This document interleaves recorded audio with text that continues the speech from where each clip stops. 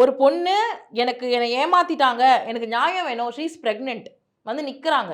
அது நீங்க லீகலா பேசிக்கோங்க. இல்ல அது வந்து நீங்க போலீஸ் ஸ்டேஷன்ல கம்ப்ளைண்ட் குடுத்துருக்காங்க, கமிஷனர் ஆஃபீஸ்ல கம்ப்ளைண்ட் குடுத்துருக்காங்க.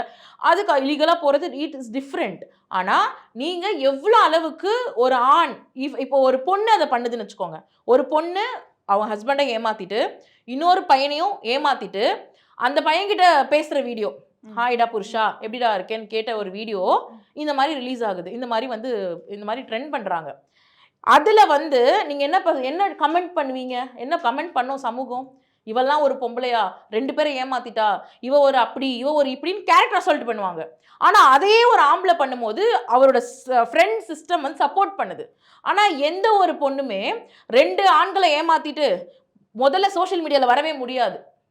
முகத்தையே காட்ட முடியாது. அக்கவுண்ட்ட டீஆக்டிவேட் பண்ணிட்டு போ வேண்டியது தான்.